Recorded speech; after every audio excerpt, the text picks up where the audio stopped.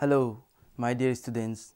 Today I am going to talk about Module 1, which is Background for Protection of Human Rights Act 1993, which is in your Paper 3, Unit 4. First, I would like to give you some brief introduction on this topic. The charges of violations of human rights in India are being raised primarily with the incidents of torture, rape and death in police custody and inhuman and degrading treatment of prisoners. Apart from these rampant violations of human rights arise out of the poor socio-economic conditions of our people, particularly people belonging to the most vulnerable section, members of the scheduled castes and scheduled tribes, migrant workers and landless laborers. Such violations occur due to the country's scarce resources and other problems like poverty, malnutrition, mounting unemployment, illiteracy, unbearable and unhygienic conditions in the slums, lack of primary health care in the rural areas, and a host of other problems like violence, terrorism,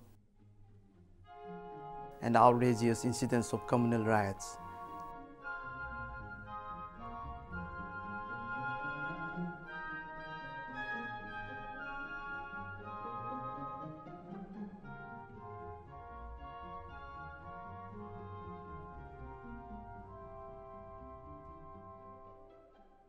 Taking all this into account, it seems that our commitment to human rights is a mere catchy slogan pronounced at public meetings, conferences, and other seminars. There is therefore a need to establish a fact-finding body to recommend ways and means to the government. Government authority to prevent such violations. India, the largest democracy in the world, does not have a clean human rights record. There was no instrumental mechanism to protect human rights till early 1990s.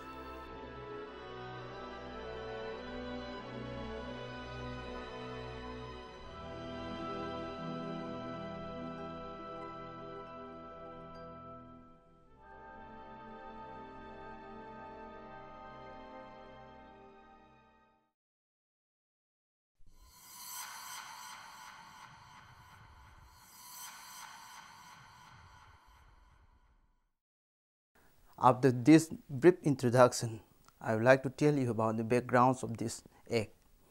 The growing concern for the promotion and the protection of human rights issues, both at national and international level, could be a probable reason for the central government to think in terms of establishing a Human Rights Commission in India.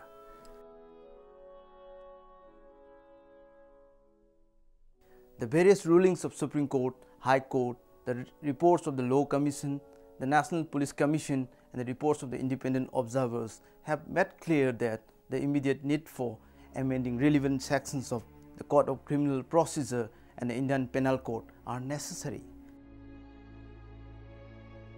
The amendments suggested that it would shift the liability of proof on the police officials in case there is evidence that injury caused while in custody, mandatory judicial inquiry in case of death or disappearance in custody, post-mortem within 24 hours, and medical examination in case of all allegations of rape. So, the proposed Human Rights Commission may be of useful instrument in this regard. The need for bringing a central legislation providing for mandatory financial compensation to the victims of custodial crimes is long overdue. Thus, by adopting a three-pronged strategy, the first one is the establishment of Human Rights Commission. The second one is amendment of existing administrative law on crime. And third, a central legislation for compensation for the victims of custodial crimes. India can fulfill its international obligation and live up to the constitutional mandate. Another point of observation is that the judicial process in India is very slow. It often takes years for a case to be decided. The courts are clogged with cases. Hence, there is a great backlog of pending cases. Besides, the technicalities of procedure make it a case of justice delay and justice deny. So, the proposed commission is to another redressal mechanism for the promotion and protection of human rights is a more systematic way. Despite the criticism leveled against India by human rights organizations, the world community by and large perceives India as a stable democracy with an independent judiciary, vibrant legislature and a vigilant press. It is therefore incumbent upon us to uphold India's image at home and abroad by establishing an independent and investigatory watchdog body on human rights.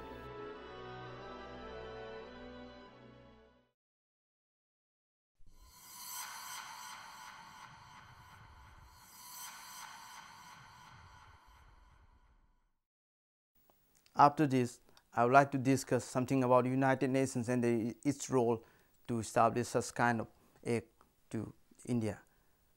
The Charter of the United Nations is perhaps the most visionary document ever adopted by the nations of the world. In its scope and range, in its prescription for peace and progress, it desires to propose a framework for collective security and action that is without precedent in political history.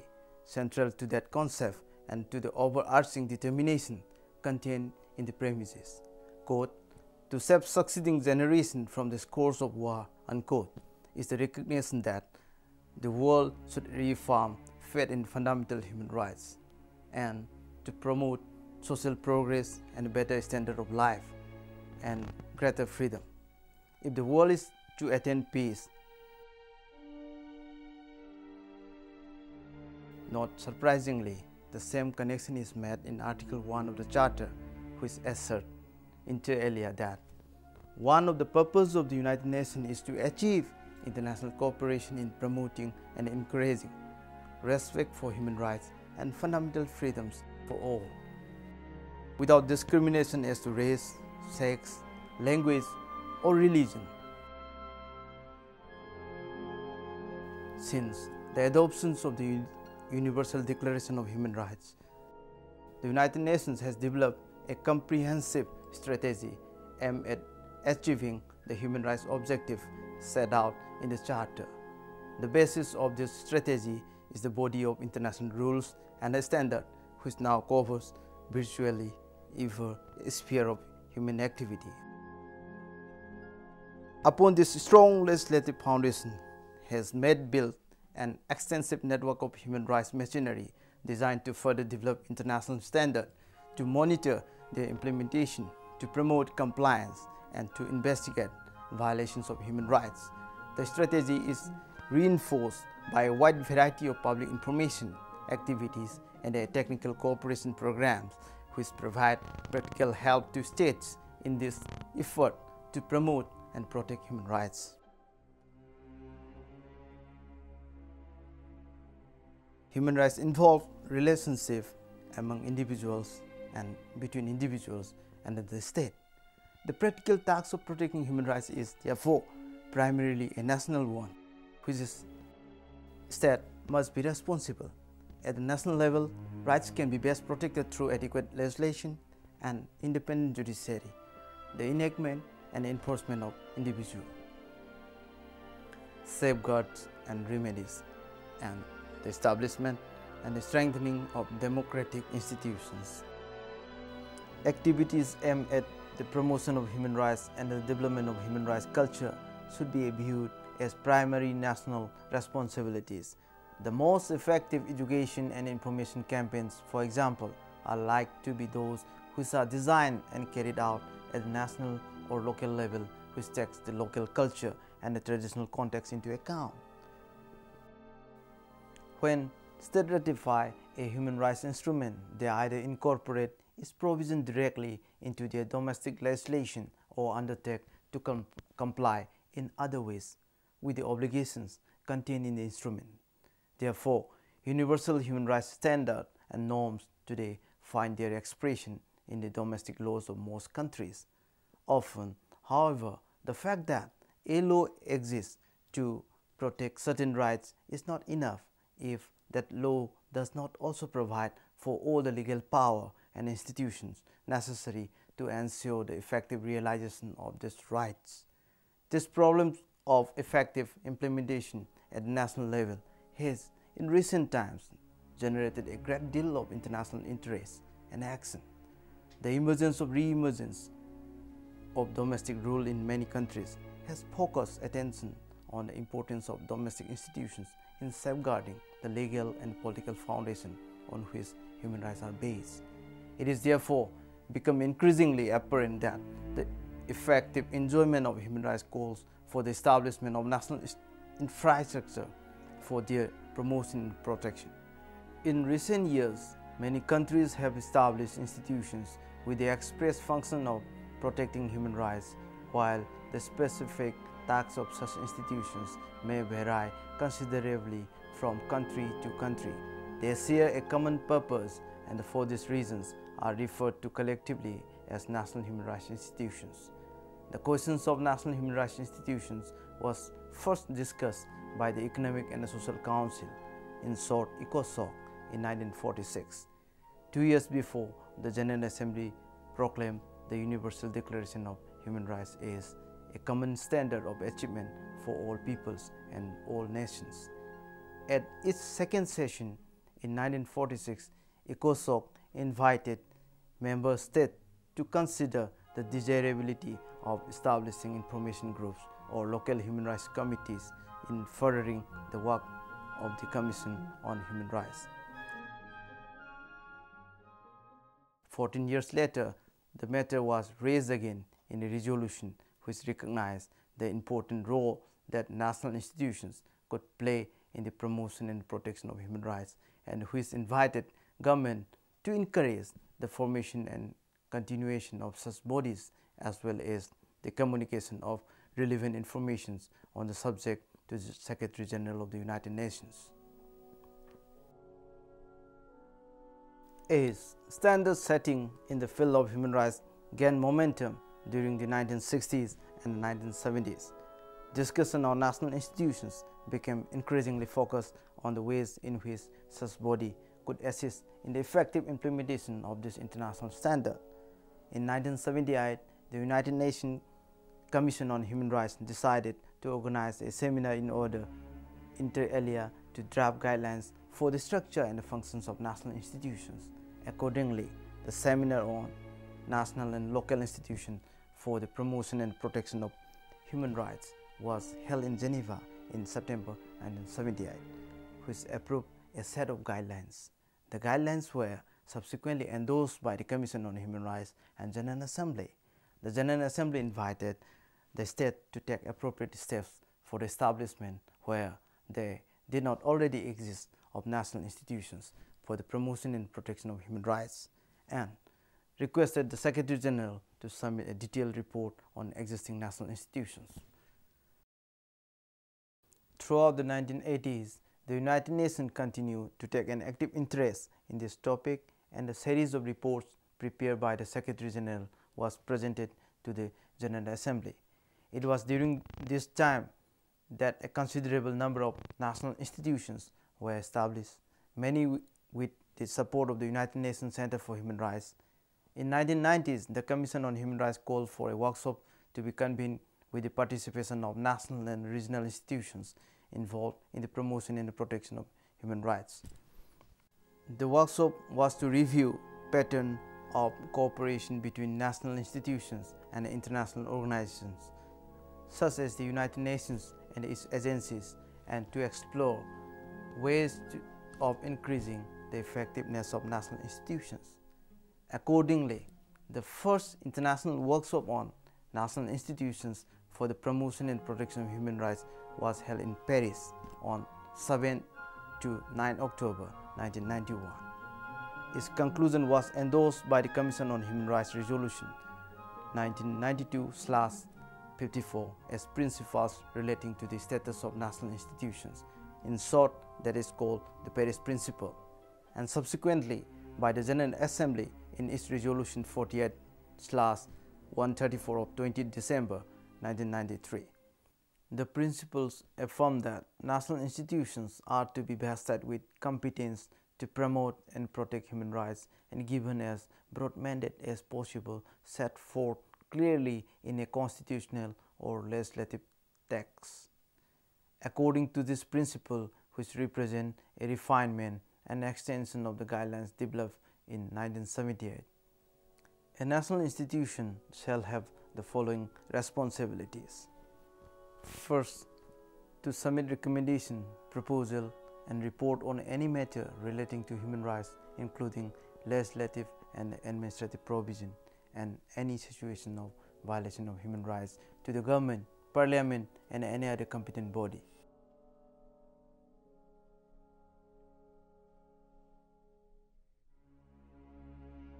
Second, to promote conformity of national laws and practices with international human rights standards.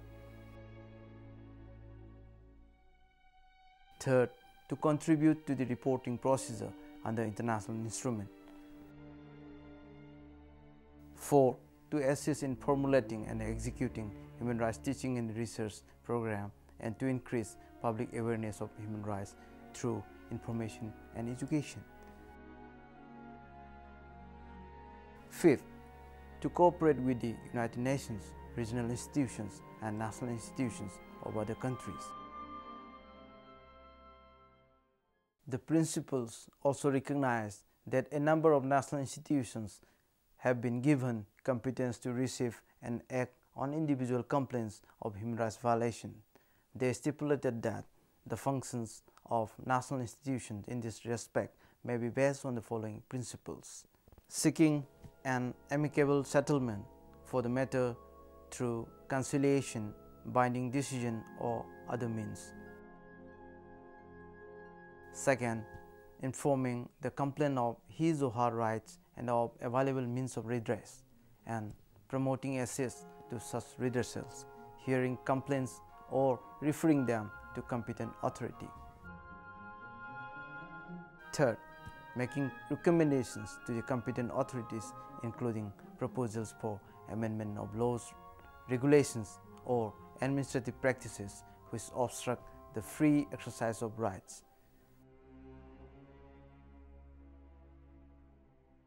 Broadly speaking, on the lines of the aforesaid international guidelines, a considerable number of human rights commissions have been set up in different parts of the world. These institutions have a very unique role in translating international human rights standards into reality and giving them a local flavor and acceptability without diluting their essentially universal characteristics.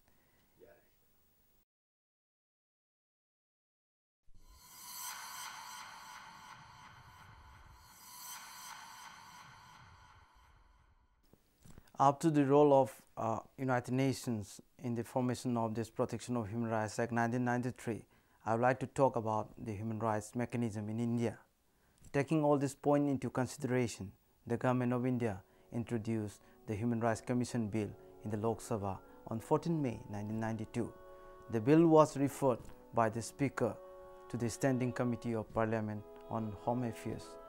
In view of the urgency of the matter, the Protection of Human Rights Ordinance 1993 was promulgated by the President on 28 September 1993.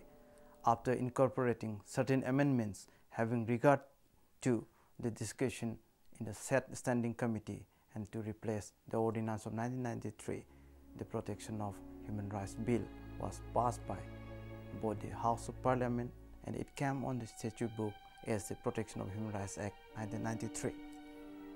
The Commission was initially constituted on 12 October 1993 under the Protection of Human Rights Act of 28 September 1993. The Act aimed to protect the human rights provided for constitution of National Human Rights Commission, State Human Rights Commission and Human Rights Code for the purpose. With the enactment of the Protection of Human Rights Act 1993, the way for the development of the jurisprudence of human rights has got an impetus. With the changing of social realities, it has been considered a necessity that the human rights are protected by the establishment of human rights institutions in different levels.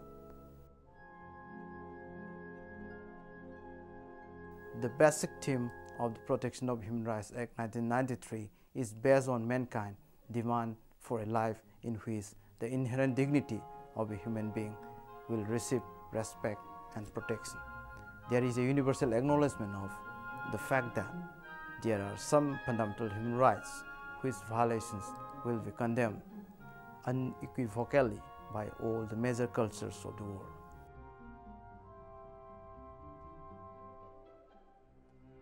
The Act extended to whole on India, but it applies to the state of Jammu and Kashmir only to the matters pertaining to or relatable to any of the entries enumerated in List 1 and List 3 of the 7th Schedule to the Constitution as applicable to the state. The human rights has been defined in Clause D, Section 2 of this Act as the right relating to life, liberty, equality and dignity of the individuals guaranteed by the Constitution or embodied in the international covenant and enforced by the courts in India. The Act provides that the central legislation shall constitute a body known as National Human Rights Commission to exercise the powers and the functions assigned to it under the Act, and in exercise of this power, the central government constituted a national commission. The Act also provides for constitution of State Human Rights Commission and Human Rights Court under Section 21 and 30. The said Act composed of 43 sections. It has endowed with the power of recommendation to the concerned government authority, whose task is to enforce these recommendations. Its annual reports are submitted to the Parliament and the Assembly under the watchful eyes of media and growing civil rights groups in the country and abroad. The appointment of such commission can make a platform for institutionalizing the concept of the human rights in addition to the provision of fundamental rights enshrined in the Indian Constitution.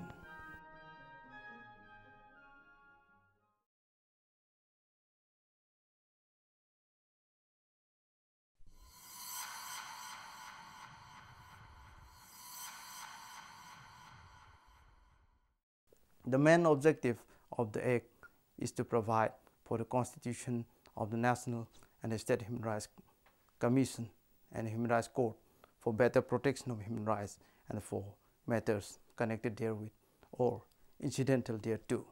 Thus, it has a twin objective to fulfill, namely establishment of national structure both at central and state level, and to create enforcement machinery in terms of human rights court for better protection of human rights. Thank you very much.